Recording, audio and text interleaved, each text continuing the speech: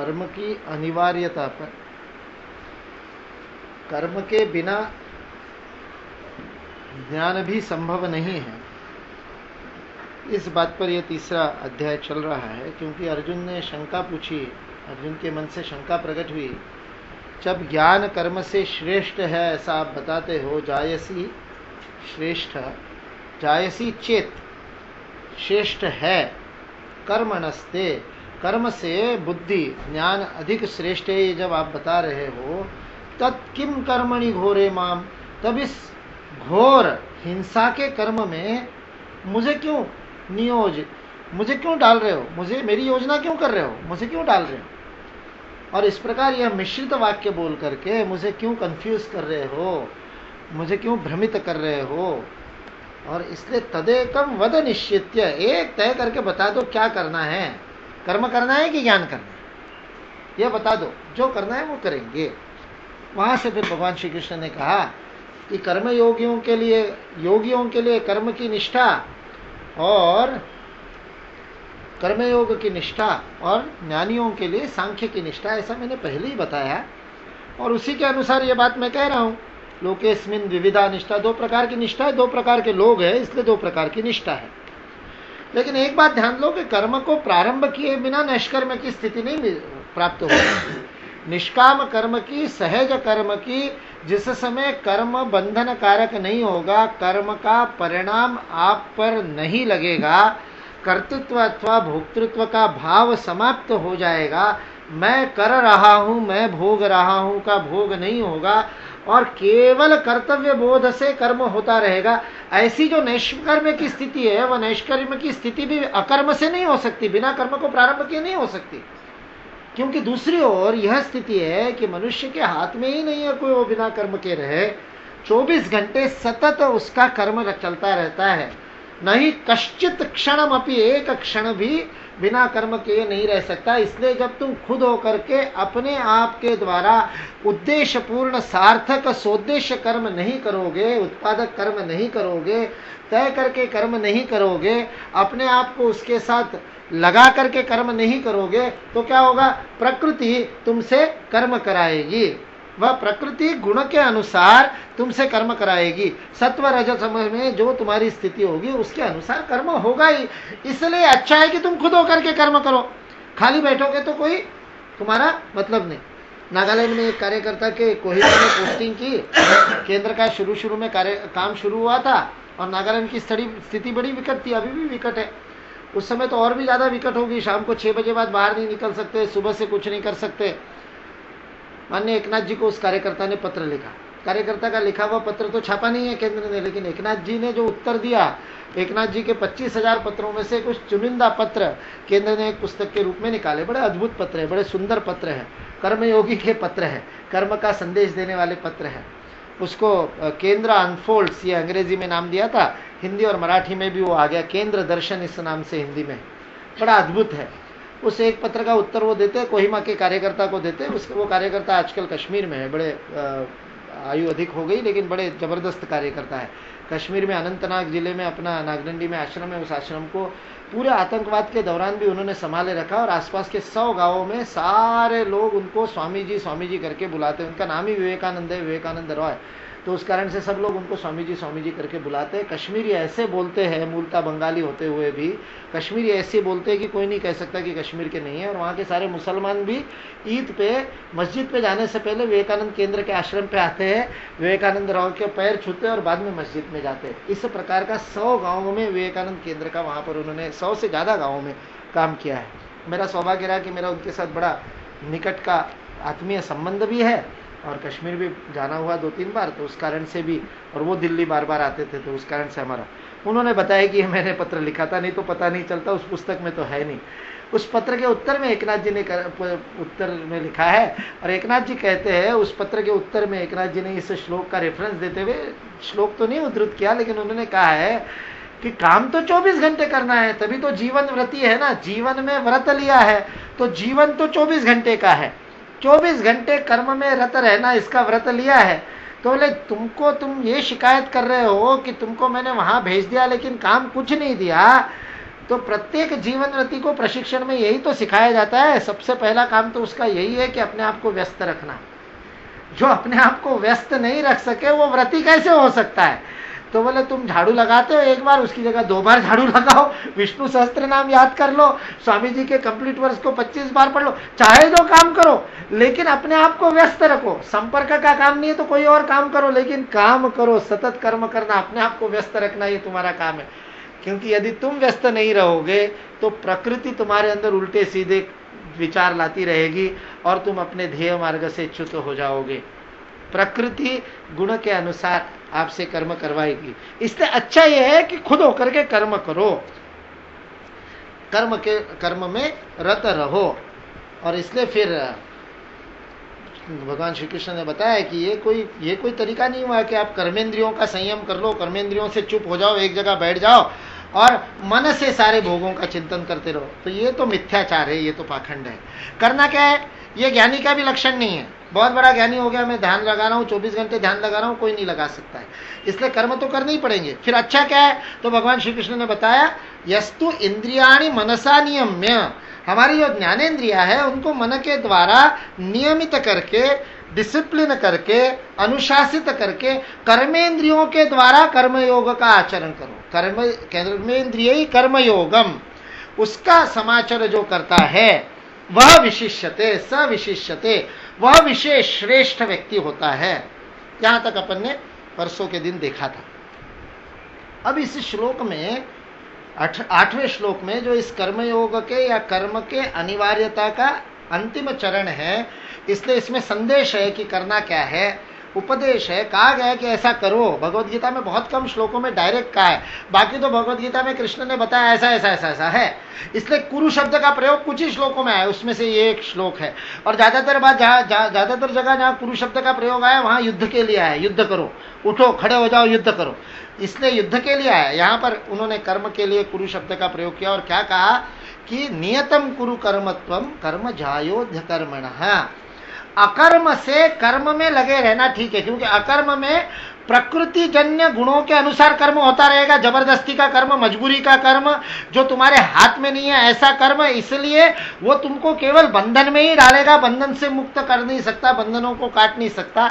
इसलिए तय करके किया गया कर्म यह निश्चित रूप से अकर्म से अच्छा है।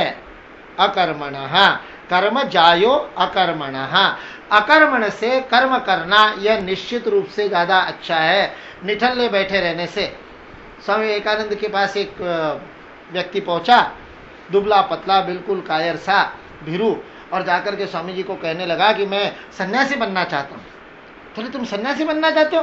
क्यों बनना चाहते हो? बोले बाकी कुछ करने में मन नहीं लगता, इसलिए सन्यास सब छोड़ छाड़ करके सन्यास लेना चाहता हूँ। तो स्वामी जी ने उसको कहा तुमने कभी झूठ बोला है? वो देखने लगा, नहीं मैंने कभी झूठ, अरे बोल भी नहीं सकते, तुम्हारे अंदर हिम्मत ही नहीं झूठ बोलने की। चोरी की है? बोले नहीं चोरी नहीं की, कर ही नहीं सकते। जाओ पहले चोरी करो और झूठ बोलो, बाद में मेरे पास संन्यास लेने के लिए आना। सब देखते रहे ये क्या उल्टी बात कर रहे। स्वामी विवेकानंद उसको कह रहे, जब शिष्यों ने पूछा तो कहे वो इतना घोर तामसिक है कि वो कोई कर्म नहीं कर सकता, इसलिए बुरा कर्म करने वाला भी इससे श्रेष्ठ है, चोरी करने वाला, झूठ बोलने वाला भी इस आलसी व्यक्ति से श्रेष्ठ है। कर्म जायो यह कर्मणः, अकर्मण से, अकर्म रहने से तो कर्म करना श्रेष्ठ है। इसलिए कर्म करो, कर्म के बिना तुम्हारी गति नहीं। क्योंकि आगे के इसमें उदाहरण देते हुए कहा शरीर यात्रा भी नहीं चलेगी, कर्म नहीं करोगे तो ये शरीर का पालन, खाना नहीं खाओगे तो चलेगा क्या, विसर्जित नहीं करोगे तो चलेगा क्या, सारे काम जो नित्य कर्म है वो तो करने ही पड़ेंगे ना। तो शरीर यात्रा को चलाने के लिए भी, जीवित रखने के लिए भी जब कर्म करने पड़ते हैं तो कर्म से भाग करके जाओगे क्या? क्यों मेरे को उटपटांग प्रश्न पूछ रहे हो कि ज्ञान जब श्रेष्ठ है तो कर्म में क्यों डाल रहे हो? बिना कर्म के रह सकते हो क्या? सन्यास लेके जंगल में जाओगे, वहां भी तो खाना खाओगे कि नहीं, कंदमूल ढूंढोगे कि नहीं, वहां भी स्नानादि कर्म करोगे कि नहीं? नित्य कर्म के बिना तुम्हारे शरीर यात्रा भी नहीं चल सकती, तो कर्म तो करना ही है। तो इसलिए कर्म, अकर्म से कर्म अच्छा है। इसलिए क्या कर्म करो? नियतम कुरु कर्मत्वम, जो नियत कर्म है वह कर्म करो, कर्तव्य बोध से कर्म करो। नियतम मतलब तुम्हारे लिए तय किया हुआ कर्म।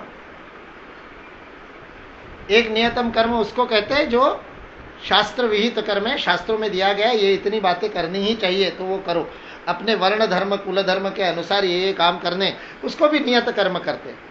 लेकिन भगवान श्री कृष्ण यहाँ पर शास्त्रों की बहुत बृहद और बहुत व्यावहारिक और सार्वकालिक सार्वभौम व्याख्या कर रहे हैं। इसलिए यहाँ नियत का केवल उतना सीमित अर्थ लेकर के नहीं चलेगा। नियत का अर्थ है जिस कर्म के लिए तुम्हारा जन्म हुआ है, जो कर्म करने के तुम अधिकारी हो, तुम्हारे अंदर योग्यता है, पात्रता है, तुम्हारे गुण कर्म के अनुसार, तुम्हारे अंदर की सारी क्षमताओं के अनुसार, तुम्हारे स्वभाव स्वधर्म स्वगुण के अनुसार जिस कर्म के लिए तुम्हारा जन्म हुआ है, उस नियतम कुरु कर्मत्वम, उस कर्म को करो। आगे एक जगह पर यह भी कहा है, जब नियत कर्म करता है तो उसको कोई किल्बिश, कोई पाप नहीं लगता। नियतम कुरु कर्मत्वम, अपने जीवन में नियत कर्म करो। जिस कर्म के लिए तुम्हारा जन्म हुआ है वह कर्तव्य कर्म करो। यह कर्तव्य कर्म करने से कर्म बंधन हटेंगे। यह कर्तव्य के बोध के साथ कर्म करने से, यह मेरा नियत कर्म है, यह मेरा तय कर्म है। जैसे कई बार होता है, अब कल मैं वहां पर गया तो वहां बड़ा अच्छा कार्यक्रम हुआ इंदौर यूनिवर्सिटी में। तो कार्यक्रम अच्छा होने के बाद स्वाभाविक होता है, सब लोग आकर के बड़ी प्रशंसा करते हैं, ये करते हैं वो करते हैं। और जो सामान्य सी बात होती है, तो वहाँ वाइस चांसलर भी बड़े अच्छे, तो वाइस चांसलर कहने लगे आपका काम बड़ा कठिन है, ऐसा तो काम कोई कर नहीं सकता, आपने सारा जीवन देश के लिए लगा दिया, ये बहुत बड़ा महान काम है। तो मैंने उनको कहा, और वास्तविकता में प्रामाणिकता से कहा, केवल विनम्रता की और दिखावे की बात नहीं है, प्रामाणिकता से मैं बात मानता हूँ। मैंने उनको कहा नहीं, इसमें कोई बहुत बड़ी बात नहीं है, मैं इसके अलावा किसी काम के लायक ही नहीं हूँ, इसलिए ये काम कर रहा हूँ। यही काम करने के लिए मेरा जन्म हुआ है, इसके अलावा कोई भी काम करता तो गड़बड़ करता, गलत करता, क्योंकि उसके लिए मैं पैदा ही नहीं हुआ। जिस काम के लिए पैदा ही नहीं हुआ वो काम करूंगा तो गड़बड़ ही करूंगा। इसलिए मैंने यदि उस काम का त्याग कर दिया तो केवल बुद्धिमानी का काम किया। ये मैं मानता हूँ कि मैंने सही निर्णय लिया अपने जीवन में कि मैं जिस काम के लिए पैदा हुआ हूँ, इतना ही मेरा इसमें पराक्रम है, बाकी कोई पराक्रम नहीं, क्योंकि मैं यही काम ठीक से कर सकता हूं और कोई काम ठीक से कर नहीं सकता। मैं और किसी काम के लायक ही नहीं हूं, यही मेरा नियत कर्म है। हम में से प्रत्येक के जीवन में यह सत्य है। आप अपने उसी काम करने के लिए नियत है, उसी के लायक है, उसको ढूंढ लेते हैं, उसको करते हैं तो मस्ती आती है, मजा आता है, आनंद आता है, अद्भुत पराक्रम आपके घटित होता है। थोड़ा सा करने से बहुत अधिक आपको परिणाम मिलते हैं, और उस परिणामों के साथ चिपकना भी नहीं होता, क्योंकि आपको अंदर से पता है, बाहर से लोग कुछ भी कहे, आपको पता है कि इसी के लिए मैं बना हूं, यही काम करने के लिए आए थे, इसलिए इसको यदि मैं कर रहा हूं तो कोई विशेष नहीं कर रहा हूं, तो ये मेरे लिए विशेषता नहीं है। नियतम कुरु कर्मत्वम, जब नियत कर्म को ढूंढ लेते हैं और नियत कर्म को करने लग जाते हैं, तब जीवन में बड़ा आनंद रस आता है, तब जीवन प्रारंभ होता है। वह जीवन का प्रारंभ है। स्वामी जी कहते हैं, यदि आयु के कई वर्ष, 50 वर्ष 60 वर्ष बीतने के बाद भी जीवन का लक्ष्य मिल जाए तो कोई दिक्कत नहीं, शुरू तो हो गया। स्वामी जी को एक वृद्ध सन्यासी मिले, ककड़ी घाट करके एक स्थान है, मैं वहां पर गया हूँ, बड़ा रम्य स्थान है, बहुत सुंदर स्थान है। रानीखेत से जब जाते हैं वहां पर उस रास्ते पर आता है, तो अचानक वो बस जा रही थी, मेरे को जाना रानीखेत था, मैं रानीखेत के लिए नैनीताल से बैठा था, बस जाते जाते वहाँ ककड़ी घाट का बोर्ड देखा, तो वहाँ रुकी, दो कोई उतर रहे थे, तो मैंने वहाँ उसको कंडक्टर को पूछा, ये वो ककड़ी घाट है क्या? ये बोले हाँ ककड़ी घाट ही तो है। मैंने कहा ठीक है, मैं, अरे आपका तो रानीखेत तक का टिकट है। मैंने कहा कोई बात नहीं, मैं यहीं उतर रहा हूँ। मैं वहीं उतर गया, दोपहर का समय था। इतना अद्भुत, इतना सुंदर स्थान है, दो छोटी छोटी पहाड़ी नदियां आकर के उनका संगम है, वो आपस में मिलती है। उस संगम के स्थान पर उस नदी को पार करने के बाद में दूसरे तरफ, जहां सड़क पे उतारा गया उसके दूसरी तरफ नीचे उतर करके वो नदी में जाना पड़ता है, लगभग 600-700 फीट नीचे उतर करके, और वो दो तरफ से नदियां आ रही है और बाद में एक नदी बन करके बह रही है। और वहां संगम के ऊपर एक छोटा सा सुंदर सा मंदिर है, कुछ 250-300 उसकी सीढ़ियां है, जो सीढ़ियां चढ़ करके ऊपर जाना पड़ता है, और वहां एक बहुत बड़ा पीपल का पेड़ है। स्वामी विवेकानंद ने उस पीपल के पेड़ के नीचे ध्यान किया था, ऐसा कहते हैं। मेरे भी जीवन में कुछ स्थानों पर जो मेरे को अनुभूति आई, उसमें से एक स्थान वो है। वहां पर क्योंकि एक भाव था ना, स्वामी जी ने यहाँ किया है तो अपन भी वहां पर करते हैं। और जितने पंछी एक पेड़ के ऊपर, विभिन्न प्रकार के पंछी मैंने उस पेड़ के ऊपर देखे, उतने दुनिया में कहीं नहीं देखे।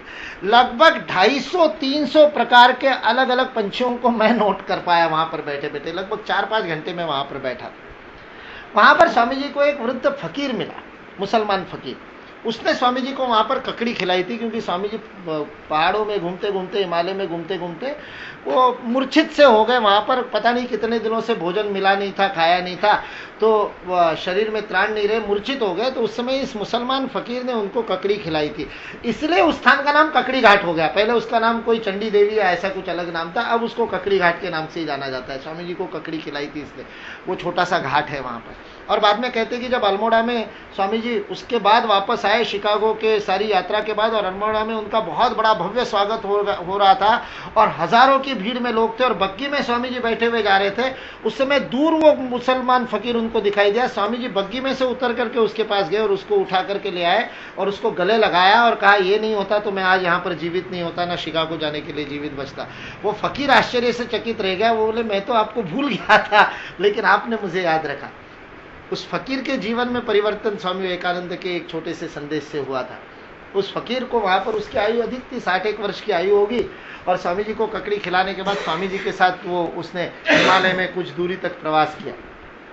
उसको बताते हुए स्वामी जी ने बताया, जो बाद में उस भाषण में उन्होंने, अल्मोड़ा के भाषण में उसका उल्लेख किया बोलते समय। स्वामी जी ने कहा है, आयु के किसी भी मोड़ पर यदि हमको दिशा मिल जाए जीवन की, या नियत कर्म मिल जाए, तो वहीं से जीवन प्रारंभ हो जाता है। क्योंकि ये यात्रा कई जन्म जन्मांतर की है, इसमें इतने दिन चले गए ये कहने की बात नहीं, वो मिल जाना जरूरी है। इसलिए स्वामी जी का कथन है, व्यक्ति के जीवन में दो ही पड़ाव होते हैं। एक होता है अपने जीवन के ध्येय को, अपने नियत कर्म को खोजने के लिए किए गए कर्म। उसके लिए चाहे जितने पापड़ बेल सकते हैं, चाहे जितने प्रयोग कर सकते हैं, 2 4 10 नौकरियां छोड़ सकते हैं, और कुछ जगह पैसे डुबा सकते हैं, कुछ भी हो सकता है। वो सारा लर्निंग, ट्यूशन फी है, सारा सीखने के लिए। क्या सीखने के लिए? मेरा नियत कर्म क्या है। और दूसरा पड़ाव उस नियत कर्म को खोज लेने के बाद उस नियत कर्म को करने के लिए। ये दो ही पड़ाव है। हमारे यहाँ उपनयन के बाद में कहते हैं कि वह द्विज हो गया, द्वितीयेन जायते इति द्विजः, जिसका दूसरा जन्म हो गया। स्वामी जी कहते हैं दूसरा जन्म यह है, जब अपने जीवन का ध्येय प्राप्त होता है, तब व्यक्ति सही अर्थ में द्विज बनता है। तो हमारा द्विज बनने की प्रक्रिया इस नियतम कुरु कर्मत्वम से शुरू होती है। तो ऐसा नियत कर्म करना है। और फिर कर्तव्य बोध से कर्म कैसे करना, तो उसके लिए आगे के कुछ श्लोकों में, 7-8 श्लोकों में भगवान श्री कृष्ण ने अद्भुत संकल्पना को हमारे सामने स्पष्ट किया है। हम लोगों ने अपने जीवन में उस संकल्पना के बारे में सुना बहुत है, उसके बारे में किया भी है, जीवन में चर्चाएं भी बहुत की है, कर्म भी किया है, लेकिन समझा शायद कितना है पता नहीं। श्री कृष्ण, भगवान श्री कृष्ण अगले कुछ श्लोकों में उसको बहुत अच्छी तरह से समझा रहे हैं। वह संकल्पना है यज्ञ संकल्पना। भारतीय संस्कृति यज्ञ की संकल्पना पर टिकी हुई संस्कृति है। जब तक इस देश में यज्ञ जीवित रहेगा, भारत जीवित रहेगा, हिंदू धर्म जीवित रहेगा। जब यज्ञ समाप्त हो जाएगा, या हिंदू का नामो निशान दुनिया से मिट जाएगा। ईशावास्य उपनिषद का श्लोक है, तेन त्यक्तेन भुंजी था मां गृधक कस्य स्विद्धनम। त्याग किए बिना भोग का तुमको अधिकार नहीं। यदि तुम ऐसा करते हो तो गिद्ध के समान तुम्हारी दृष्टि है दूसरे के धन पर लगाई कि तुमने त्याग नहीं किया। यह तेन त्यक्तेन भुंजीता। महात्मा गांधी कहा करते थे, ये आधी लाइन उपनिषद की यदि जीवित रहेगी ना, तो भारतीय संस्कृति जीवित रहेगी, हिंदू धर्म जीवित रहेगा। तेन त्यक्तेन भुंजीता, वो यज्ञ, जीवन का प्रत्येक कर्म यज्ञ है। वो आग जला करके समिधाओं की और उसके अंदर आहुति देना, घी डालना, ये तो प्रतीकात्मक यज्ञ है। वह भी यज्ञ है, वह यज्ञ नहीं है ऐसा नहीं, वह भी यज्ञ है। उसके पीछे भी बहुत बड़ा विज्ञान है, प्राण का विज्ञान है। वह यज्ञ नहीं है, लेकिन वही मात्र यज्ञ नहीं है। हमारा जो जीवन चल रहा है, उस जीवन में प्रत्येक क्षण जो हम कर रहे हैं वो यज्ञ है। आगे क्या अध्यायों में आएगा कि हम जो श्वास लेते हैं और छोड़ते हैं वह भी यज्ञ है। प्राणा प्राणेषु जीवति, आगे चल करके भगवद गीता में आएगा। हमारा श्वास लेना और छोड़ना वह भी यज्ञ है। हमारा अन्न को ग्रहण करना और मल विसर्जित करने तक उस चक्र को पूरा करना, यह भी यज्ञ कर्म है। कैसे वो यज्ञ कर्म किया जाता है उसके बारे में भगवान श्री कृष्ण ने अगले श्लोकों में बताया।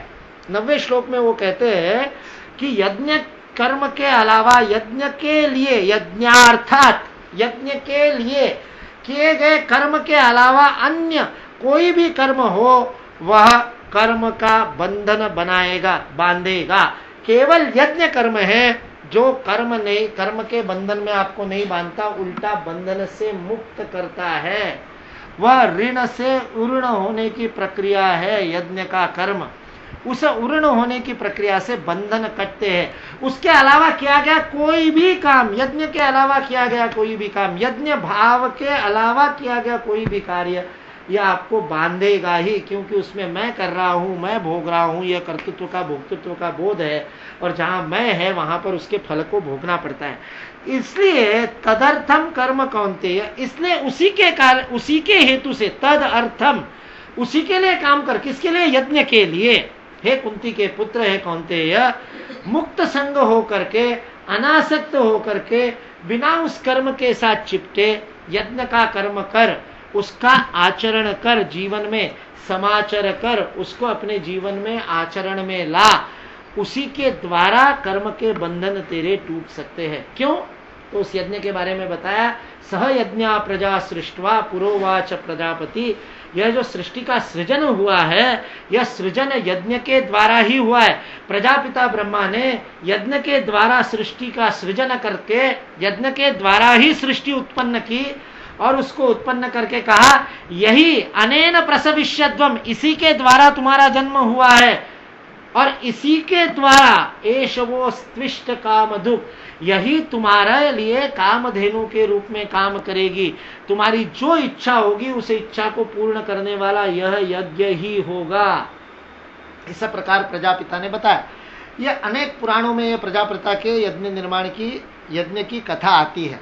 अनेक पुराणों में यह प्रजापिता ने किस प्रकार ओंकार के द्वारा, उद्गीत के जप के द्वारा सृजन किया, आदि आदि बहुत सारी बातें आती हैं। दुनिया में भी, अभी विज्ञान में भी बहुत सारी बातें चल रही है कि सृजन हुआ कैसे वास्तविकता में। बिग बैंग थ्योरी की बात करते थे, फिर बाद में अभी जो जिस प्रकार के सारे गॉड पार्टिकल वगैरह के बारे में बीच में आपने अखबारों में पढ़ा होगा, हिग्स बोसॉन करके उसके नए किसी कण का खोज निकाली कि कैसे चेतना ने यह द्रव्य का रूप लिया, हाउ एनर्जी बिकेम मैटर। इसको लेकर के बहुत सारी थ्योरीज फिजिक्स में चल रही है कि किस प्रकार सृजन हुआ। जो भारतीय विज्ञान की बात करते हैं हमारे यहाँ पर, हम इसको एक चक्र के रूप में देखते हैं, एक साइकिल के रूप में देखते हैं, और इसने कहा यज्ञ के द्वारा ही सृजन किया, और इसी के द्वारा तुम इसको बनाए रख सकते हो, और इस यज्ञ के द्वारा ही तुम अपनी सारी कामनाओं को पूरा कर सकते हो। काम दुख, यह कामधेनु है, यह यज्ञ तुम्हारी कामधेनु है। इसके द्वारा तुम जो इच्छा करोगे उस इच्छा को वापस प्राप्त कर सकोगे। कैसे होगा ये? हम तीनों चारों श्लोकों का अर्थ, शाब्दिक अर्थ देख लेते, फिर उसके मर्म को समझने की एक साथ प्रयत्न करते, यज्ञ की संकल्पना को ध्यान से। कैसे उसने हमारे ये पंच महायज्ञ वगैरह इसी के अंतर्गत आते हैं। वह नियतम कर्म से वहां तक पहुंचे अपन। वो नियतम कर्म में वो पंच महायज्ञ भी आते हैं, रोज करने के काम है। रोज ये 5 यज्ञ तो होने ही चाहिए। यदि ये 5 यज्ञ आप रोज नहीं करते हो तो आप अपने ही घर में चोर बन जाते हो। या आगे क्या है उसमें, आप जो खाते हो वो खाना न होकर के पाप ही खाते हो, यदि यज्ञ शिष्टाचिन्ह नहीं हो। ये सारे अभी आएंगे, इसलिए अपन इसको एक बार इन 3-4 श्लोकों के अर्थ को देख लेते, फिर उसके मर्म को समझने का प्रयत्न करते। देवान भावयता ने न 11वें श्लोक में कहा, ते देवा भावयन्तु वहा परस्परम भावयंत श्रेय परम वाप्सत। इस यज्ञ के द्वारा ही तुम देवताओं को संतुष्ट कर सकोगे, देवताओं को अपने अनुकूल कर सकोगे, और ऐसे संतुष्ट हुए देवता वह तुम्हारा कल्याण करेंगे, वह तुमको प्रसाद देंगे। इस प्रकार आपस में परस्परम भावयंत, एक दूसरे को संतुष्ट करते हुए परम श्रेय को प्राप्त कर सकोगे। वो जो कहानी हम सब लोगों ने देवों और दानवों की कहानी प्रजापिता के साथ में वो सुनी है, कि प्रजापिता ने देवों और दानवों को समझाने की कोशिश की कि तुम्हारी सारी समस्याओं का जो समाधान है वो समाधान हो सकता है 10 शब्द से। तो किसी ने उसका अर्थ दमन लिया, किसी ने दंड लिया, किसी ने दान लिया, मनुष्य ने दान लिया, ऐसा कहते। वैसे एक बार प्रजापिता ने बुला करके, जब दानवों ने उनको कहा कि आप हमेशा हमेशा देवों की साइड लेते हो और बहुत ज्यादा आपके मन में उनके प्रति एक सहानुभूति है, आपके कारण हम हमेशा हारते हैं, और हम भी पुत्र है, वो भी पुत्र है, तो आपको तो दोनों के साथ समान रूप से व्यवहार करना चाहिए, तो आप उनकी साइड क्यों लेते हो?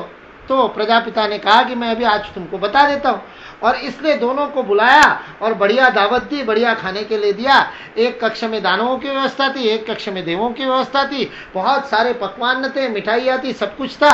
और केवल क्या किया कि दोनों के सबके कोहनियों में और डंडे बांध दिए, दानवों के भी और देवों के भी।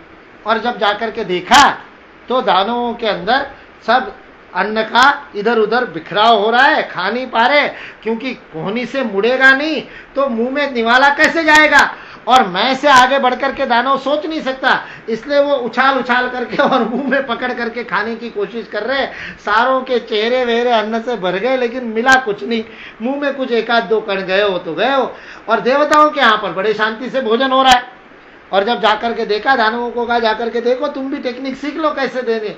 तो परस्परम भावयंत, खुद खाने की जगह बंदी हुई कोहनी से सामने वाली देवता को प्रत्येक खिला रहा था, अपने थाली से उठा करके सामने वाले को खिला रहा है, सामने वाला इसको खिला रहा है। परस्परम भावयंत, आपस में एक दूसरे के प्रति इस प्रकार से भाव रख के, सद्भावना रख करके, श्रेय परम वापसथ, परम श्रेय की प्राप्ति आप कर सकते हो। इस प्रकार भगवान श्री कृष्ण ने संदेश दिया। अपन इसको और अधिक गहराई से समझने का प्रयत्न करेंगे। एक बात निश्चित रूप से यहां पर समझ ले कि यहां देव जब कहा जा रहा है तो वो हम जो भगवान, ईश्वर, देव सबको एक साथ लपेट करके समानार्थी शब्द के रूप में लेते हैं। देवता या देव इस शब्द का वो अर्थ नहीं है। देवता या देव वास्तविकता में प्राकृतिक जो शक्तियां हैं, उन शक्तियों को वैदिक भाषा में, पारिभाषिक भाषा में देव कहा जाता है। इसलिए त्रिविध तापों की बात करते समय आदि भौतिक के बाद जब आदि दैविक की बात की थी, तब हमने कहा था नेचुरल कैलामिटीज, प्राकृतिक रूप से स्वाध्याय में आने के लिए निकले और बारिश आ गई, तो यह आदि दैविक बाधा है, देवताओं के द्वारा प्रकट की हुई बाधा है। यहां देवता का अर्थ प्रकृतिस्थ शक्तियां है विभिन्न, और उसी अर्थ में इसलिए पर्जन्य देव, वरुण देव, इंद्र देव, सूर्य देव, अग्नि देव, यमा, ये सारे के सारे देव जो है ये प्रकृति की शक्तियों का ही विभिन्न रूपों से वर्णन है। और ये संख्या में 33 कोटि है, 33 करोड़ है, इसलिए कहते हैं 33 कोटि देवता है। इसलिए ये प्राण का शुद्ध रूप है। हमारे सारे शरीर के अंदर और सृष्टि में 33 करोड़ प्रकार के 33 कोटि प्राण विचरण करते हैं। शक्ति 33 कोटि तरीकों से प्रवाहित होती है। उसके दिशा, उसकी गति और उसकी लय, इन तीनों के आधार पर, उसकी दिशा, उसकी गति और उसकी लय, इस आधार पर प्राणों के 33 कोटि प्रकार के प्रवाह ऋषियों ने अनुभव किए। छांदोग्य उपनिषद में और प्रश्नोपनिषद में उसका बड़ा विस्तृत वर्णन आता है। एक छोटा सा जो सर्वाधिक अनुभूत होने वाला प्राण है व्यान प्राण, उसका अनुभव हमने 2 दिन पहले किया था। उस व्यान प्राण के समान हमारे शरीर के अंदर पंच प्राण काम करते हैं। जो नाभि से ऊपर की ओर काम करता है उसको पान या प्राण कहते हैं। जो नाभि से नीचे काम करता है उसको अपान वायु या अपान कहते हैं। जो इन दोनों को संतुलित करने का काम करता है इसको समान कहते हैं। और जो सारे चारों तरफ व्याप्त है उसको व्यान कहते हैं। विशेषत्वेन व्यापति इति व्यानः, वो व्याप्त किया हुआ है, वो सारी त्वचा के अंतर्बाह्य चारों तरफ है, उसी का औरा होता है, इसलिए उसको व्यान कहते हैं। और अपनी कुंडलिनी में मूलाधार में स्थित और जो सुषुम्ना के अंदर से आध्यात्मिक उन्नति के साथ ऊपर की ओर षट चक्रों को भेदता हुआ प्रवाहित होता है, उसे उदान कहते हैं। ये पंच प्राण हम सबके अंदर है, इसलिए भोग देते समय, नैवेद्य देते समय इन पंच प्राणों का भोग दिया जाता है। प्राणाय स्वा, अपानाय स्वा, उदानाय स्वा, व्यानाय स्वा, समानाय स्वा, ब्रह्मणे स्वाहा। इन पंच प्राणों का आहुति दे करके हम कहते हैं कि इस भोजन से वह हमारे पंच प्राण पुष्ट हो। इन पंच महाप्राणों के पंच उप प्राण है, उनको नाग, देवदत्त, धनंजय आदि आदि नाम है। उन उप प्राणों के और उप प्राण ऐसे करते करते करते करते ये सारे परमुटेशन कॉम्बिनेशन अलग अलग प्रकार की उसकी गति, दिशा और लय के कारण उसकी फ्रीक्वेंसी, उसकी वेलोसिटी और उसका डायरेक्शन, इन तीनों के अनुसार। अब यहां जैसे प्राण को आपने देखा ऊपर की ओर दिशा के कारण उसको प्राण कहा, अपान को नीचे दिशा के कारण 360 डिग्री में दिशा होने के कारण उसका नाम व्यान पड़ा, दिशा के कारण उसका नाम पड़ा। ये सारे दिशा के कारण है। दिशा के कारण, उनके कार्य के कारण प्राणों के अलग अलग नाम है। उन 33 कोटि प्राणों का जो शुद्ध रूप है उसको देव कहा, उसको देवता कहा। प्रत्येक का जो शुद्ध रूप है, जो सृष्टि में अपने आप में अवस्थित हो ही नहीं सकता। सृष्टि में जो कुछ भी है वो सारा इन प्राणों का मिश्रण ही है। किसमें अधिक होते हैं, किसमें कम होते हैं। केवल 2 ही शरीर सारी सृष्टि में ऐसे बने जिसमें पूरे के पूरे 33 कोटि प्राण प्रवाहित होते हैं, 33 कोटि प्राण उपस्थित होते हैं। एक मनुष्य का शरीर और दूसरा देसी गाय का शरीर। गाय का शरीर भारत में पैदा हुई गाय का शरीर, जिसके कंधा होता है, जिसके ऊपर वो गाय, उस गाय के अंदर 33 कोटि प्राण होते हैं। इसलिए गाय के सानिध्य में आपके अंदर के 33 कोटि प्राणों के प्रवाहित होने की संभावना बढ़ जाती है। इसलिए गौ सेवा करने के लिए कहा, इसलिए यज्ञ में पंचगव्य का स्थान है, इसलिए गोबर से लीप करके वहीं पर पूजा करने के लिए कहते हैं। सारे हमारे कर्मों के अंदर, कर्म कांड में गाय का महत्व इसलिए है क्योंकि वो 33 कोटि प्राण जो गाय में है वही 33 कोटि प्राण हमारे अंदर है। केवल 2 ही शरीर ऐसे बने हैं और उसमें भी गाय के अंदर वो केवल उपस्थित है, मनुष्य के अंदर वो क्रियान्वित हो सकते हैं क्योंकि मनुष्य को कर्म का स्वातंत्र्य है। इसलिए देवताओं को संतुष्ट करने वाले यज्ञ की जहां बात हो रही है वह वास्तविकता में सृष्टि के, प्रकृति के संरक्षण की बात हो रही है। इसलिए आजकल जो एनवायरमेंटलिस्ट बात कर रहे हैं ना, ये 12वां श्लोक उनकी बात कर रहा है। ये 12वें श्लोक में भगवान श्री कृष्ण यही बात कर रहे हैं। इष्टान भोगान ही वो देवान दास्यन्ते यज्ञ भाविता। यज्ञ के द्वारा संतुष्ट हुए देवता वह तुमको तुम्हारे इष्ट भोग प्रदान करेंगे, प्रसाद के रूप में देंगे। तैर्दत्तान प्रदायेभ्यो यो भुंक्ते तेन एव सह। उन्होंने तुमको ये सारे इष्ट भोग दिए, उनको वापस दिए बिना यदि तुम उसका भोग करोगे, जिसका जो अंश है उसको दिए बिना, प्रदान किए बिना, उसको याद रखे बिना, उसको धन्यवाद किए बिना यदि तुम ग्रहण करोगे तो तुम स्तेन हो, चोर हो, तुम चौर्य कर रहे हो। इसलिए सृष्टि की, प्रकृति की व्यवस्था को बनाए रखने के लिए कार्य करना सारे जीवन में, उसको ध्यान में रखे। इसलिए हमारे आयुर्वेद में कहते हैं कि आपको तुलसी का पौधे के जाकर के तुलसी तोड़नी है आपके आयु के लिए, आपके किसी उपचार के लिए, औषधि के रूप में, या किसी और पेड़ से, तो उसको कहा कि ऐसे ही नहीं जाके, पहले जाके उसको प्रणाम करो, उससे परमिशन लो, उससे अनुमति लो, उसको कहो कि मैं तुमसे तोड़ रहा हूं, उसके लिए मंत्र है। और फिर उसके द्वारा जब तोड़ते हो तब औषधि लागू होती है, उसके केमिकल प्रोसेस के कारण नहीं लागू होती। बोले यदि उस भाव के साथ नहीं लोगे तो उसके अंदर वो प्राणिक ऊर्जा ही नहीं होगी जो आवश्यक है, और इस कारण से उसका उपचार ही नहीं हो सकता, वो औषधि के रूप में काम नहीं।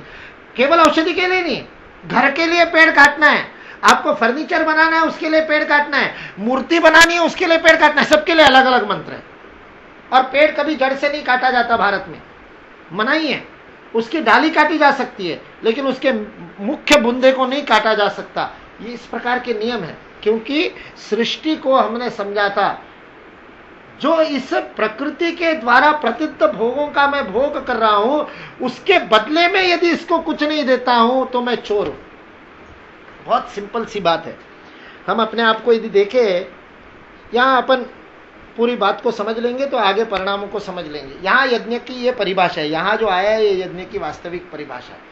यज्ञ इस शब्द का अर्थ है इस चक्र के अंदर जो व्यवधान आया उस व्यवधान को पूर्ण करने का काम यज्ञ करता है, और सारी चीजें चक्र के अनुसार होती है। स्वामी विवेकानंद एक जगह पर लंदन में बोलते समय बोलते हैं कि प्रकृति में एक घास का तिनका भी सारी प्रकृति के सोच के अलावा और त्याग के सिवा उग नहीं सकता। एक घास के तिनके को उगने के लिए सारे 33 कोटि देवता काम करते हैं। ये स्वामी विवेकानंद ने वहां पर शब्द प्रयोग किया। आगे चल करके वो कहते हैं, not even an atom can move without taking the whole universe with itself. एक परमाणु भी अपने साथ पूरे विश्व ब्रह्मांड को लिए बगैर हिल नहीं सकता। और उसके लिए वो उदाहरण देते हैं, ये तिनका कैसे उगा, तो बोले बारिश के कारण उगा। तो बारिश कैसे आई, तो सूर्य यदि नहीं तपता तो नदियों का पानी, समुद्र का पानी बाष्प होकर के बादल के रूप में नहीं जाता। फिर वो बादल को वायु देवता यदि नहीं प्रवाहित करते, फिर उस वायु को कोई पेड़ या कोई पहाड़ी नहीं रोकती तो बारिश नहीं होती, और बारिश नहीं होती तो यहाँ घास का तिनका नहीं उगता। और फिर उस घास का तिनका उगने के लिए वो बीज वो किसी पंछी ने, किसी तितली ने, किसी मधुमक्खी ने अपने पैरों में, अपनी चोंच में लेकर के, यहां से लेकर के वहां पर डाला, तब उस बीज का बीजारोपण हुआ, वह परागकण उस अंडों के साथ मिले, तब जाकर के फल बना। सारी सृष्टि एक दूसरे पर परस्परम भावयंत चल रही है। ये सारा का सारा चक्र ऐसा चल रहा है, बिना उसके काम नहीं होता। हमारे थाली में अन्न आता है, हम थाली में अन्न आने के बाद हम सब लोगों को बचपन से संस्कार मिले, इसलिए हम प्रार्थना करके फिर अन्न ग्रहण करते हैं। आजकल के बच्चों को जो प्रार्थना सिखाते हैं हमारे पर्सनैलिटी डेवलपमेंट कैंप में कि ब्रह्मार्पणम बोलना है, तो बच्चे पूछते क्यों बोलना है, तो फिर हम उनको समझाते हैं कि देखो ये थाली में जो तुम्हारे अन्न आया है वो कहां से आया, किसने बनाया, तुमने तो नहीं पकाया, किसी और ने रोटी पकाई, तुम्हारी माँ ने उस वहां पर गैस के सामने उस आंच में तपते हुए और कष्ट करके बनाई। लेकिन माँ ने भी कैसे बनाई, तो सामान कहां से आए, बोले दुकान से लाते, दुकान में सामान कहां से आए, करते करते करते किसान तक पहुंचते। वो किसान धूप में बैठ करके हल चलाता है, उसके पैरों में कांटा चुभता है, उसका खून और पसीना भूमि में जाता है, तब वो अन्न के रूप में लहलाता हुआ ऊपर आता है। कितने लोगों ने अपने पीठ पर हमाली करके और उस अन्न को ढोया होगा, तब आपके पास की दुकान में वो पहुंचा। यानी मेरे थाली में अन्न आने के लिए कितने अनगिनत लोगों का परिश्रम उसके अंदर लगा हुआ है, और उस परिश्रम के प्रतिफल के रूप में 30 रुपए, 40 रुपए, 20 रुपए, जो भी किलो के भाव से आपने पैसा दिया, क्या उस पैसे से उस किसान के पसीने का मूल्य आपने चुका दिया, उस कूली के पसीने का मूल्य चुका दिया? यदि उसको हम खाना खाते समय याद नहीं करते हैं, जिन सबके, और फिर सारी सृष्टि, फिर पर्जन्य देवता, वायु देवता, सारी सृष्टि, ग्लोबल वार्मिंग के कारण आपका ऋतुचक्र परिवर्तित हो गया। ऋतुचक्र परिवर्तित होने के कारण सही जगह पर बारिश नहीं होती, सही समय पर बारिश नहीं होती, कहीं ज्यादा बारिश होती है, अतिवृष्टि होती है, कहीं अनावृष्टि होती है। ये सारी बातें हो रही है। इसका मतलब देवा भावयंत नहीं हो रहा, यज्ञ नहीं हो रहा, यज्ञ समाप्त हो गया। इसलिए मेरे थाली में अन्न आने के पीछे सारी सृष्टि का यजन कर्म है। इसलिए सबको याद करके मैं नमन करता हूं कि तुम्हारे कारण मुझे भोजन प्राप्त हो रहा है, इसलिए मैं तुम्हारा धन्यवाद देना चाहता हूं। लेकिन मैं सबके नाम नहीं जानता, इसलिए मैं किसका धन्यवाद देता हूं? आगे आया है, आगे जो चक्र पूरा बताया है, अन्नाद भवंती भूतानि, उसमें अंत में आया तस्मात् सर्वगतम ब्रह्म नित्यम यज्ञ प्रतिष्ठितम। इसलिए मैं उस ब्रह्म का धन्यवाद देता हूं। ब्रह्मार्पणम ब्रह्म हवि, या वदनि कवल घेता, ईश्वर का नाम लेता हूं। उसका नाम लेने से मैं उसके द्वारा सबको धन्यवाद दे रहा हूं, उस यज्ञ को याद कर रहा हूं कि यह अन्न मेरे पास कहां से है। पंडित दीनदयाल उपाध्याय ने एकात्म मानवतावाद में इस यज्ञ संस्कृति को, इस यज्ञ संस्कार को बहुत सुंदर अद्भुत तरीके से समझाया, बहुत अच्छे से समझाया। व्यष्टि और समष्टि भारत की वेदांतिक एक बहुत बड़ी अत्यंत महत्वपूर्ण संकल्पना है। हम अपने ये देवा भावयंत जब तक नहीं समझते, तब तक हम सोचते हैं कि आध्यात्मिक साधना भी व्यक्तिगत हो सकती है। आध्यात्मिक साधना भी व्यक्तिगत नहीं हो सकती। हिंदू धर्म का सर्वाधिक नुकसान इस गलतफहमी के कारण हुआ है कि अध्यात्म तो व्यक्तिगत बात है, अध्यात्म भी सामूहिक है, अध्यात्म ही वैश्विक है, केवल सामूहिक ही नहीं, इट्स अ कॉस्मिक प्रोसेस। पूरे विश्व को साथ में लिए बिना एक व्यक्ति की आध्यात्मिक मुक्ति भी संभव नहीं। स्वामी विवेकानंद ने बिल्कुल सीधे शब्दों में शरद चंद्र के साथ उनकी बातचीत में कहा है, if you dream of an individual liberation you are dreaming of non reality. यदि आप अपने व्यक्तिगत मुक्ति का स्वप्न देख रहे हो तो वह संभव नहीं है। सारी सृष्टि को साथ लिए बिना तुम्हारी मुक्ति संभव नहीं। इसलिए उस आध्यात्मिक शक्ति को भी समझने की आवश्यकता है। इसलिए वो व्यष्टि और समष्टि की संकल्पना को वो बताते हैं। वो कहते हैं व्यष्टि समष्टि में से जन्म लेती है। व्यक्ति का जन्म हुआ, परिवार में से जन्म हुआ। व्यष्टि यानी छोटी इकाई, समष्टि यानी बड़ी इकाई। व्यक्ति छोटी इकाई है, परिवार बड़ी इकाई है, परिवार छोटी इकाई है, समाज बड़ी इकाई है, समाज छोटी इकाई है, राष्ट्र बड़ी इकाई है, राष्ट्र छोटी इकाई है, मानवता उससे बड़ी इकाई है, मानवता छोटी इकाई है, सृष्टि उससे बड़ी इकाई है। छोटी इकाई को बड़ी इकाई के लिए त्याग करना चाहिए। क्यों करना चाहिए? करना चाहिए कहने से थोड़ी कोई कर लेगा। क्यों करना चाहिए? इतना सुंदर उसका सिद्धांत हमारे जो वेदों में या यहाँ भगवद गीता में जो प्रतिपादित हुआ है, उसको इतने सुंदर एक मॉडल के रूप में पंडित दीनदयाल उपाध्याय ने प्रस्तुत किया। उन्होंने कहा व्यष्टि में से, समष्टि में से व्यष्टि का जन्म हुआ, और केवल जन्म नहीं हुआ, समष्टि ने व्यष्टि का पोषण किया। व्यष्टि को पाल पोस करके बड़ा किया। मेरा जन्म हुआ, समाज ने, परिवार ने, सारे लोगों ने मिलकर के मेरे शरीर का, मन का, बुद्धि का पोषण किया। मुझे अन्न दिया, मुझे संस्कार दिए, मुझे बुद्धि के लिए ज्ञान दिया। मेरे गुरुजनों ने, कितने लोगों ने, यहां बैठ करके यदि आप अपने जीवन में किन किन लोगों का योगदान होकर के आज आप जो कुछ भी हो वो बने हुए, ये लिखना चाहो तो मैं गारंटी के साथ कह सकता हूं हम में से कोई भी उस लिस्ट को पूरी तरह से नहीं बना सकता। वो सूची हमेशा अधूरी रहेगी, क्योंकि इतने अनगिनत लोगों के योगदान से हम जो है वो बने हैं। इसलिए उसके लिए एक संज्ञा दे दी, एक साथ उनको नाम दे दिया, समष्टि ने पाल पोस करके व्यष्टि को बड़ा किया। इसलिए समष्टि से व्यष्टि की तरफ क्या प्रवाहित होता है? योगक्षेम प्रवाहित होता है। समष्टि व्यष्टि को जन्म देती है और व्यष्टि का योगक्षेम करती है। उसे योगक्षेम का वहन करने से व्यष्टि इस लायक होती है कि वो कर्म करता है। कर्म कहां करेगा? समाज में ही कर्म करेगा। व्यापार करेगा तो भी समाज में करेगा, सत्ता करेगा तो भी समाज में करेगा, कोई व्यवसाय करेगा तो समाज में कर्म करेगा। तो अपने कर्म के माध्यम से वो समष्टि को वापस कुछ देता है। समष्टि ने योगक्षेम दिया, व्यष्टि ने वापस समष्टि को अपना कर्म दिया। अपने कर्म के द्वारा, अपने व्यवसाय के द्वारा, अपनी नौकरी के द्वारा, जो कुछ भी अपन कर रहे हैं उसके द्वारा हम समष्टि को वापस पोषित करते हैं। लेकिन मजेदार बात यह है कि उस कर्म के बदले में हमको कर्मफल मिल जाता है। यदि नौकरी करते हैं तो सैलरी मिल जाती है, यदि व्यापार कर रहे हैं तो लाभ मिल जाता है, यदि हमारे जैसा फोकटिया भी काम कर रहे हैं तो प्रेम, स्नेह सब कुछ मिलता है।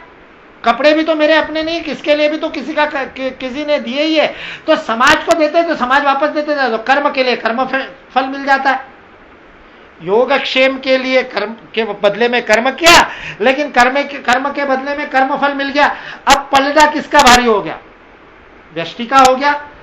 अब उसको वापस समष्टि को बिना किसी प्रतिफल की इच्छा के समष्टि को कुछ वापस देना अनिवार्य हो गया। यदि नहीं देगा तो बैलेंस बिगड़ जाएगा। उस चौथा जो है, जो व्यष्टि को वापस समष्टि को देना है ताकि संतुलन पलड़ा फिर से संतुलित हो जाए और समष्टि अगली जनरेशन की, अगली पीढ़ी की व्यष्टि का योगक्षेम वहन करने के लिए पुनः पुष्ट हो जाए, लायक हो जाए। इसके लिए जो किया जाता है उसको यज्ञ कहते हैं। वो जो व्यष्टि समष्टि को निष्काम भाव से वापस कुछ नहीं चाहिए, इसके लिए वापस जो देती है उसको यज्ञ कहते हैं। तब वो चक्र पूरा होता है। योगक्षेम, योगक्षेम से कर्म, कर्म से कर्मफल, कर्मफल से वापस यज्ञ। तब यज्ञ करने से समष्टि पोषित होती है। यज्ञ समाप्त हो जाता है, समष्टि की शक्तियां समाप्त हो जाती है, व्यष्टि भूखा नंगा रहने लगता है। अंग्रेजों के आने से पहले भारत में अकाल नहीं होता था, कोई फैमिन नहीं। बंगाल फैमिन पहला फैमिन कहा जाता है। इतिहास में अकाल की बात नहीं आती। क्यों अकाल नहीं होता था? क्योंकि कहते हैं यज्ञ कर्म चल रहे थे। यज्ञात् भवन्ति पर्जन्य, पर्जन्य उससे होता है कहते हैं। ये यज्ञ क्या है? ये यही यज्ञ है, सृष्टि को देना। हम पंचमहायज्ञ की जो बात करते हैं वो पंचमहायज्ञ अपने से बड़ी, हर बड़ी इकाई को देने के 5 यज्ञ हैं। पितृयज्ञ में हम अपने से बड़े, अपने परिवार के प्रति अपने कर्तव्य का पालन करते हैं। पितरों को तर्पण देना और श्राद्ध देना और सर्वपितृ अमावस्या पे किसी को दान दे देना, इससे पितृयज्ञ से मुक्त नहीं हो जाएंगे। या बच्चे को पैदा कर देना, संतति कर देना, इससे पितृयज्ञ से, पितृमातृ यज्ञ से मुक्त नहीं हो जाएंगे। अपने माता पिता की सेवा करना और अगली संतति को संस्कार देना, दोनों जब होंगे तब पितृयज्ञ पूरा होगा। पितृयज्ञ का वो यज्ञ, नर यज्ञ अथवा भूत यज्ञ, उसके लिए करो। उससे बड़ी इकाई समाज, समाज की निष्काम भाव से सेवा करो। सृष्टि के लिए करो देव यज्ञ, प्रकृति के लिए कुछ ना कुछ करो, पौधों को पानी दो, चिड़िया को दाना खिलाओ, यह सारा देव यज्ञ है। प्रकृति को रक्षा के लिए, एनवायरमेंट के लिए जो करते हैं वो देव यज्ञ है। उसके बाद ऋषि यज्ञ, राष्ट्र के लिए जो किया जाता है वो ऋषि यज्ञ है। ऋषि निर्मितम राष्ट्रम, यह राष्ट्र ऋषियों के द्वारा निर्मित है। अथर्ववेद में आती है, ऋचा आती है, जिसमें वो कहता है कि भद्रमिच्छन्त ऋषया स्वरविदा। अब सारे विश्व की कल्याण की कामना से ऋषियों ने तप किया, ततो राष्ट्रम बलमोजस्व जाता, तब इस राष्ट्र का जन्म हुआ। इसलिए ऋषि यज्ञ मतलब केवल रिसर्च करना और ऋषियों से जो ज्ञान मिला है उसमें ये एक उसका छोटा सा सीमित अर्थ निकाल लिया। ऋषि यज्ञ का वास्तविक अर्थ है राष्ट्र के लिए काम करना, उससे बड़ी इकाई के लिए। पितृयज्ञ परिवार के लिए, परिवार से बड़ा समाज उसके लिए नर यज्ञ, समाज से बड़ी सृष्टि उसके लिए देव यज्ञ, राष्ट्र के लिए ऋषि यज्ञ, और फिर ब्रह्म यज्ञ उस परमात्मा के लिए जो किया जाता है, ईश्वर प्रणिधान आदि जो प्रतिदिन किए जाते हैं। ये पांचों यज्ञ प्रतिदिन करने के लिए प्रत्येक व्यक्ति के लिए नियत कर्म है। जब तक अपना कर्म नहीं ढूंढ लेते जीवन में क्या करना है, तब भी ये करने, उसको ढूंढने के बाद भी करने, ये पांच तो करने ही है। ये तो जन्म हुआ उसके लिए करने। गृहस्थ में, ग्रह प्रत्यय शास्त्र में गृहस्थ के नियम बनाए, तो वो कहते हैं गृहस्थ को कि तुम रोज चूल्हा जलाते हो, रोज झाड़ू लगाते हो, रोज बर्तन मांजते हो, रोज कुंभ में जल को भरते हो। जल का काम है बहते रहना, जल का स्वभाव है बहते रहना, तुमने लेकर को उसको कुंभ में भर दिया। ये 5 प्रकार के पाप गृहस्थ को घर चलाने के लिए रोज कर, इसको पाप का है। चक्की चलाते हो, 5वां चक्की चलाते हो, अपना आटा पीसते हो, ये गृहपत्य शास्त्र में गृहस्थ धर्म के 5 पाप के। ये 5 पाप, ये पंच पापा पंच यज्ञात प्रमुच्यति। पंच यज्ञ करोगे तो ये पंच पाप का प्रमुच्चय होगा, नहीं तो तुम्हारे ये पाप तुम्हारे सिर पे रोज लगेंगे। खाना खाते हो, पानी पीते हो, घर का झाड़ू लगाते हो, बर्तन मांजते हो, ये सारा जो कुछ करते हो पाप कर रहे हो। अपना किस अर्थ में पाप कर रहे हो? स्वामी विवेकानंद कहते हैं, मैं एक बार श्वास लेकर के छोड़ता हूं तो हजारों बैक्टीरिया मर जाते हैं, हजारों जीवाणु मर जाते हैं। हिंसा के बिना मनुष्य रह नहीं सकता। हमारे इन सारे कर्मों से प्रकृति की हिंसा हो रही है। इसलिए प्रकृति का पोषण करने के लिए बदले में मैं कुछ नहीं करता हूं तो ये चक्र पूरा नहीं होता, व्यष्टि समष्टि के बीच का संबंध पूरा नहीं होता। आज देख रहे दुनिया की स्थिति क्या है। जिन देशों को हम विकसित देश कहते हैं, उन विकसित देशों में ये यज्ञ नहीं है, उनकी संस्कृति में यज्ञ नहीं है। उनकी संस्कृति में लेन देन की संस्कृति है। मैंने तुझको क्या दिया, तू मुझको क्या देगा। माता पिता के साथ भी इस प्रकार का वो व्यवहार करते। कल परसों खबर थी कि कोई कानून ऐसा बनने वाला है कि जिस कानून के द्वारा पति को पत्नी को सैलरी देनी पड़ेगी घर के काम करने के लिए। ये विदेशी संस्कृति है। यज्ञ कर्म समाप्त। परिवार के अंदर से भी यज्ञ समाप्त हो जाएगा। कर्तव्य भाव से कर्म करना ही नहीं, प्रतिफल के लिए ही कर्म करना। पशु के स्तर पर स्थिति क्या है आज? स्थिति है कि अमेरिका कर्जे में डूब गया, इटली की हालत खराब है, ग्रीस तो पूरी तरह से बैंकरप्ट हो गया। ग्रीस को बचाने के लिए सारा यूरोप लग गया। क्या कारण है? बहुत सारे कारण है, बहुत सारे। उस दिन मैंने चंगू मंगू की कहानी भी बताई थी। बहुत सारे कारण है, उनका सारा सोच ही गड़बड़ है। लेकिन सबसे मेन कारण यह है कि समाज गायब है। इसलिए व्यक्ति जब निराश्रित हो जाता है, व्यक्ति के पास जब आश्रय नहीं होता, तो उसको सरकार को ही झेलना पड़ता है। अमेरिका को अपने बजट का 38% सोशल सिक्योरिटी पे खर्च करना पड़ता है। सोशल सिक्योरिटी का मतलब क्या? जिसको खाना नहीं कमा सकता उसको फूड टिकट देने के लिए अमेरिका की सरकार जो पैसा खर्च करती है। जो रिटायरमेंट के बाद जिनके पास में नौकरी नहीं होने के कारण बच्चे उनका लालन पालन नहीं करते, उनके पास पेंशन नहीं है, तो उनका पालन अमेरिका की सरकार करती है। उनको जो अनएम्प्लॉयड रहता है 1 सप्ताह के लिए, उसको अनएम्प्लॉयमेंट का भत्ता देती है। इस सारे के लिए अमेरिका की सरकार को अपने बजट का 38% खर्च करना पड़ता है। इंग्लैंड को 40% खर्च करना पड़ता है, इटली को 42% खर्च करना पड़ता है। स्वीडन जिसका पर कैपिटा इनकम दुनिया में नंबर 1 है, वो स्वीडन अपने बजट का 68% सोशल सिक्योरिटी पे खर्च करता है। लोग सरकार के ऊपर निर्भर है, क्योंकि समाज नाम की चीज ही नहीं है। समाज गायब है। इसलिए जिस समय प्राइवेटाइजेशन की बात हो रही थी, तो उस प्राइवेटाइजेशन के समय अपने स्वदेशी जागरण मंच के जो राष्ट्रीय संयोजक है गुरुमूर्ति जी, उन्होंने बहुत सुंदर लेख लिखा था। वो कह रहे थे कि आप सारे प्राइवेटाइजेशन की बात करते हो, भारत में हमने सबसे बड़ा प्राइवेटाइजेशन कर दिया है। We have privatize social security, we don't need government to take care of our infirms. हमारे निराश्रित लोगों का ध्यान रखने के लिए हमको सरकार की जरूरत नहीं है, समाज उसका ध्यान रखता है। इसलिए भारत में अनाथालय कभी थे ही नहीं, क्योंकि कोई अनाथ ही नहीं होता था। जब ईसाई मिशनरियों ने दयानंद सरस्वती को कहा तुम सेवा की बात करते हो कि भारत में हिंदू धर्म सेवा करता है, जो दयानंद सरस्वती आर्ष विद्या गुरुकुल कोयम्बटूर के जो अभी जीवित है, जो आर्य समाज वाले नहीं, उन दयानंद सरस्वती का शास्त्रार्थ हुआ तो मिशनरी ने कहा सेवा तो केवल मिशनरी करते, हिंदू क्या सेवा करेंगे? हमारे आने से पहले भारत में अनाथालय नहीं थे।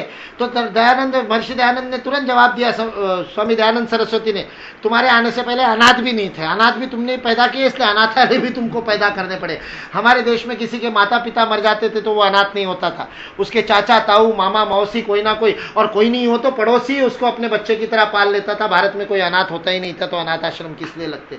क्योंकि हमारा ये समष्टि से व्यष्टि का संबंध, ये यज्ञ कर्म जीवित था, आज भी जीवित है यज्ञ कर्म, आज भी भारत में यज्ञ कर्म जीवित है, आज भी मरा नहीं है। इसलिए अमेरिका जैसी स्थिति भारत में नहीं है, जहां पर मर जाता है वहां हिंसा बढ़ती है, वहां पर सारे के सारे भुखमरी बढ़ती है, लेन देन बढ़ती है, सारा हो रहा है, सारी स्थिति। जिस समय वहां तूफान आया था, रीटा नाम का कोई तूफान आया, तो उस समय रिपोर्ट आई अमेरिका में, आधे घंटे के लिए बिजली चली गई, तो आधे घंटे में इतने बलात्कार और इतनी चोरियां हुई अमेरिका में, क्योंकि डंडे के बल पर अनुशासन बनाए रखा है। बिजली चली जाती है तो अपराध ही अपराध होते हैं, यह अमेरिका की स्थिति। क्यों स्थिति है? यज्ञ की संकल्पना नहीं है। भारत में यज्ञ की संकल्पना है। आज से 10 साल पहले गुजरात गवर्नमेंट ने तय किया कि हम हमारे यहां पर के गांवों में विशेष सुविधा कुछ गांवों को देंगे। उसके लिए उन्होंने उन गांवों के लिए नाम दिया तीर्थ ग्राम, अभी शायद नाम कुछ बदल दिया। उसको कहा कि तीर्थ ग्राम करके उनको घोषित करेंगे। किस गांव को घोषित करेंगे? उसके 4, 5, 10 क्राइटेरिया थे कि जिस गांव के अंदर कोई झगड़ा टंडा नहीं होता, जिस गांव में जातियों का वैमनस्य नहीं होता, जिस गांव में सारे बच्चियों को पढ़ाई करवाई जाती है, स्कूलों में भेजा जाता है, जिस गांव में कोई अपराध नहीं होता, 5 साल तक जिस गांव में कोई FIR दर्ज नहीं हुआ, कोई झगड़ा नहीं हुआ, कोई अपराध नहीं हुआ, ऐसे कुछ 10-12 कुल मिलाकर के एक शब्द में कहूं तो जिस गांव में यज्ञ जीवित है, जिस गांव में समष्टि और व्यष्टि का संबंध, यह त्याग जीवित है, वो गांव कितने हैं? सरकारी अधिकारियों को, एसी ऑफिस में बैठने वाले IAS ऑफिसर को लगा कि जब कहा मुख्यमंत्री ने कि ऐसे गांव ढूंढने और उनको सम्मानित करना है, तो जब उन्होंने योजना बनाई रूरल डेवलपमेंट, तो उन्होंने कहा एक साल में 50 गांवों को हम ढूंढ लेंगे, और फिर उन 50 को देख करके 50 मिल जाए तो अच्छा है, और 50 को ढूंढ लेंगे और 50 हो जाएंगे तो उनको जब हम अतिरिक्त पैसा देंगे उस गांव में ग्राम पंचायत के लिए कुछ, और बहुत सारी बातें उन्होंने कही थी कि तीर्थग्राम जो होता वहां पर 24 घंटे बिजली मिलेगी। अब तो सारे गुजरात में मिलती है, अलग बात है, लेकिन उस समय ये स्थिति थी। जब ये हुआ तीर्थग्राम की बात, और जब खोजने के निकले इस क्राइटेरिया पर, तो जो IAS अधिकारियों को लग रहा था 50 मिल जाए तो बहुत है, उसी साल में 1500 गांव उन्होंने पहले ही साल में ढूंढ लिए कि 1500 गांव इस घोर कलयुग में भारत में तीर्थग्राम के रूप में रहते हैं। वहां पर जीवित है यज्ञ संस्कृति, आज भी यज्ञ जीवित है, इसलिए कोई अपराध नहीं होता। उत्तराखंड को, हरिद्वार के ऊपर वाले को देवभूमि कहते हैं, वास्तविकता में देवभूमि।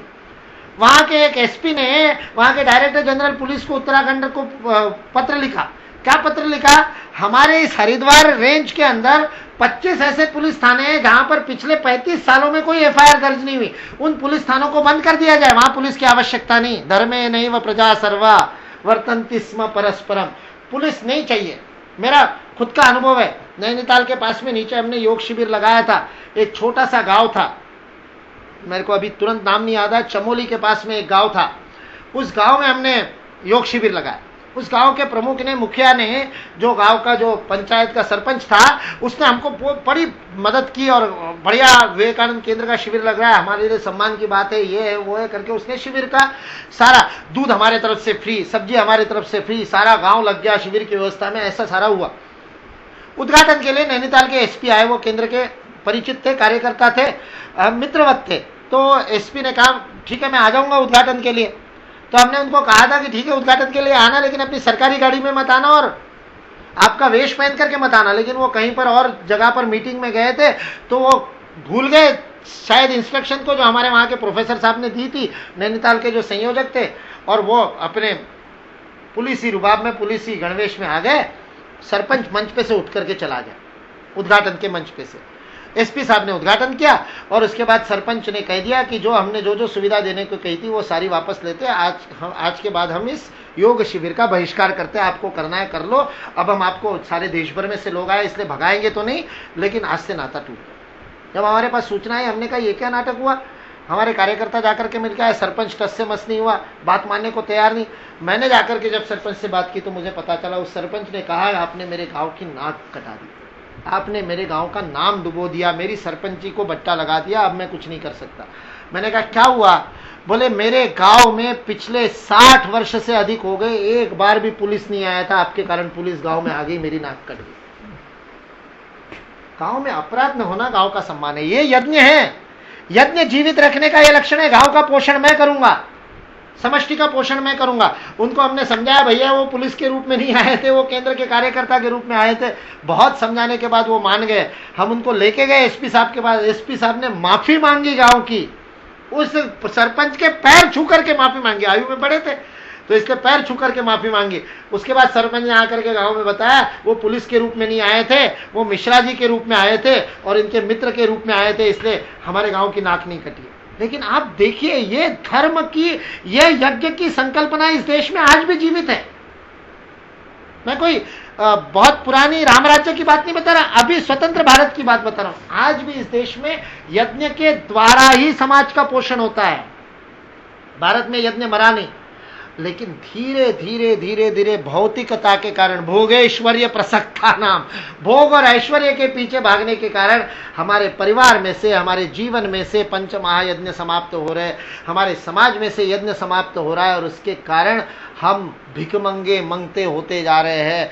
कितना भी जीडीपी बढ़ जाए और कितने भी भारत में करोड़पति बढ़ जाए, लेकिन हमारे समाज की पुष्टि जो यज्ञ के द्वारा होती है, जिसके कारण ही समष्टि अगली व्यष्टि के योगक्षेम का वहन कर सकती है, वो समाप्त हो जाएगी। इसलिए इस यज्ञ को समझना, यदि वो नहीं होते हैं तो क्या होता है और यदि वो किया जाता है तो क्या नहीं होता, वो आगे के कुछ श्लोकों में दिया है, उसको अपन कल देखेंगे। सर्वे भवन्तु सुखिनः, सर्वे सन्तु निरामया, सर्वे भद्राणि पश्यन्तु, मा कश्चित् दुःखभाग्। ओम शांति शांति शांति।